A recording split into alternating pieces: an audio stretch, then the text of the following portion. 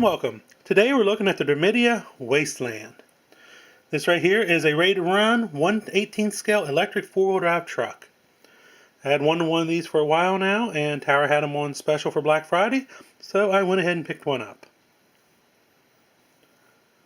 What makes this special is it is 1/18 scale, it comes waterproof and ready to run right out of the box. It has a 2.4 gigahertz radio, and it's 4-wheel drive. This one comes with a nickel metal hydride battery and is brushed. Something else cool about it is right there. It comes with a Nerf missile launcher on the back. Kind of wondering how gimmicky that is. Is it something to actually use or just something that gets ignored and forgotten about? Let's take a look inside the box.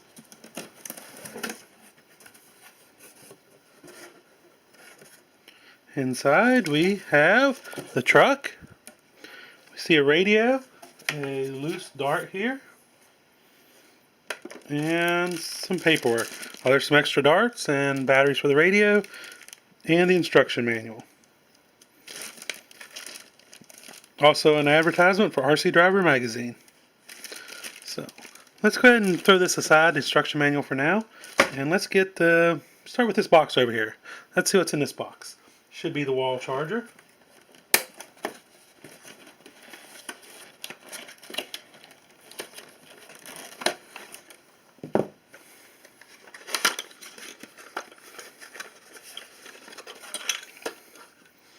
Yep, there we have it. Basic wall charger, different plugs for different countries. Here's a better look at that charger. Just a basic wall charger. I got the US plug snapped into it. A little hard to get in there. Just go ahead and warn you about that. It may take a little bit of fiddling to get it. I do not plan on using this. I have my other chargers I will use, but I may give it a try just one time to charge this battery to see how it does. But after that, just throw it in the shelf with the rest of the RTR chargers I've acquired over the years.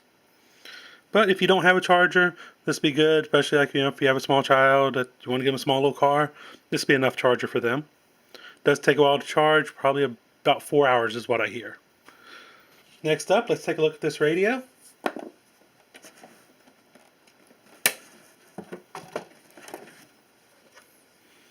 There it is.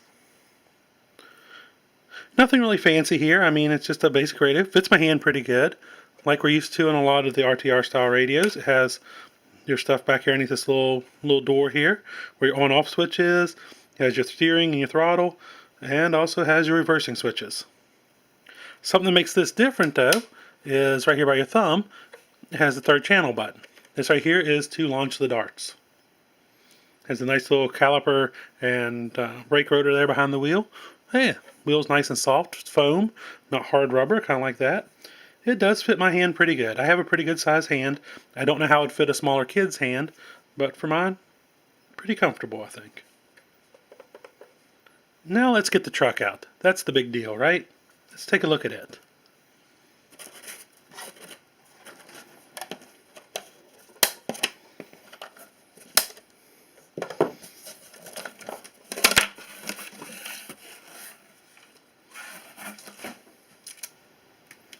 Here we get a closer look at the truck out of the box. See, it has this nice 50 style truck body on it. All rusted patina on it. Motor sticking up through the hood. 8 velocity stacks there. Little pieces of sheet metal bolted on here and there. Guess repairs. A little extra armor. Exhaust coming out of the side of the hood and down along the bottom of the running boards. Notice these tires here have this nice pattern in them, kind of a rough tread pattern. Not real super aggressive, but reasonable. Big bumper on the front. Feels nice and sturdy. Take a closer look here. Got the launcher. Spin the truck around here, around the roll bar. Launcher here in the back. You have a cocking hammer right here for the Nerf dart. Windows on it are decals, the kind of a yellow color. Don't know how I feel about that, but I guess it's okay. The body feels a little thin, but I think it'll be okay. Bodies for these aren't too expensive. In the back here we got a big rear bumper too to protect it. What's underneath this body? Let's pull these body pins and take a look. Front body pins are easy to pull. The rear, they're a little bit harder to pull here. Tucked down in here inside this bodywork. I'd recommend putting a zip tie or something on these so you make them easier to get a hold of in the future. See if I can get this other one out. There we go. Let's remove the body. Here's the wiring and the servo to activate the Nerf launcher. Nice little micro servo up in there. And this right here plugs in right here. Looking under the body, we see a nice pair of long oil-filled shocks in the rear. They feel a little soft, but won't know for sure till we run the truck. They might be just right, but I have a feeling they're going to need some thicker oil. Up front, we also have some long oil-filled shocks. They do not feel as soft as the rear, but then again, they do not have as much weight on them. In front of those shocks, we do see a little brushed motor. In front of it, the on-off switch for the speed controller receiver combo. And in front of it, small servo that controls the steering. Steering inputs from the servo are transferred via this bell crank system along some plastic tie rods that lead out to the plastic hubs and knuckles. Now, while the toe in and out is not adjustable, the camber is on the front and rear by these adjustable links. Now also though, on the front and rear, you find these dog bones that transfer the power from the center diffs out to the wheels. Now these dog bones are plastic, but they feel like they'll be strong enough to handle the abuse of the brushed power. Brushless power, I seriously doubt they'll hold up. You should go to a set of metals if you wish to go brushless. That's just my opinion. I guess if we ever go brushless, we'll find out for sure how much these will take. Over on this side, we see the battery hold down, and with the battery underneath of it, let's take a look at this battery. Pull these pins, lift this battery strap out of the way, and let's pop out the battery.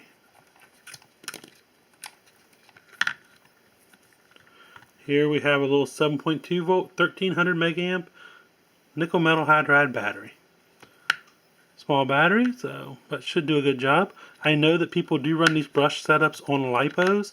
The downside is they do not have a lipo cutoff, but the people I know that run them just throw alarms on them or an aftermarket cutoff. So it does have this proprietary plug on it.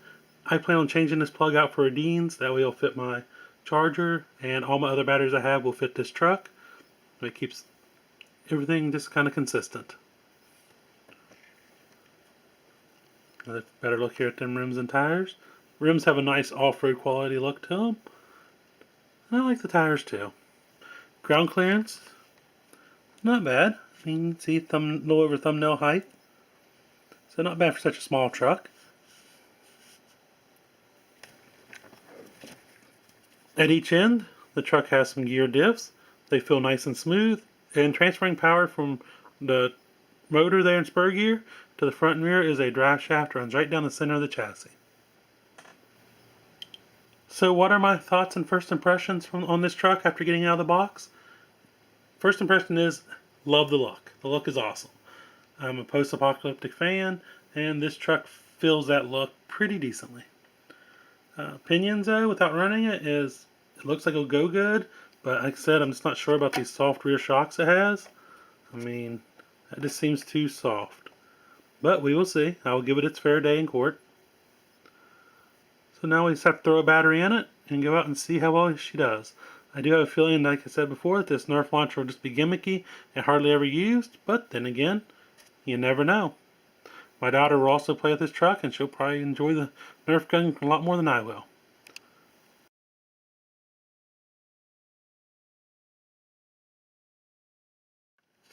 And then we're having a slight problem with this truck. I charged the battery up, took it out to run it, and here it is, trigger pulled, nothing. It's like it loses bind.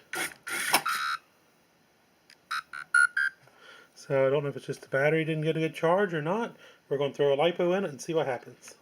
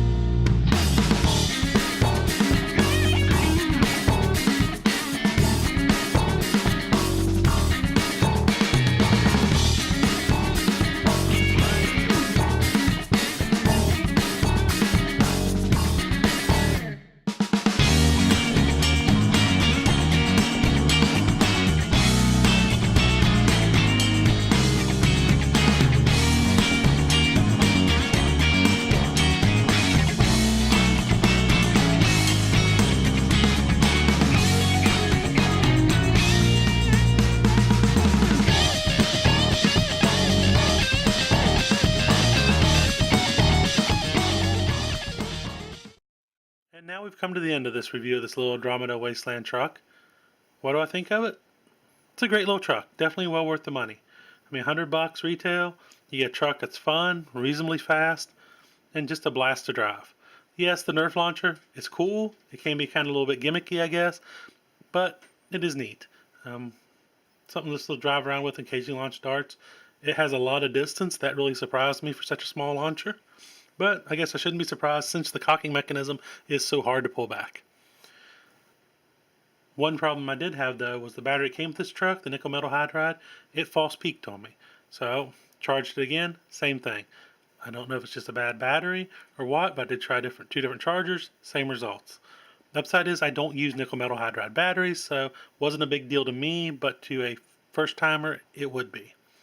I did not use the included charger though, because honestly I just didn't want to waste 4 hours charging a little battery. Good news is though, I was able to run my little lipo in this, no problems at all. The thing is, let me show you something.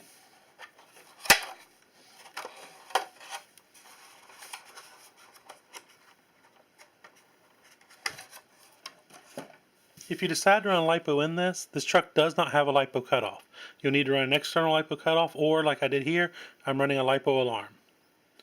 I have it zip tied to the battery brace, that way it stays in place and won't vibrate the wires loose, where your balancing plug plugs into the alarm.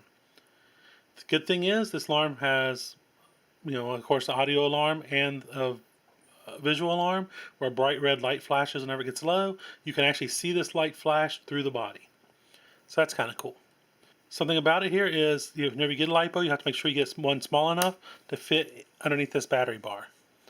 The good news to that is there's plenty of them out there available. The 2S lipos that I ran in this, I had in my collection already, and I think I paid $8 a piece for them. So lots of good 2S options out there.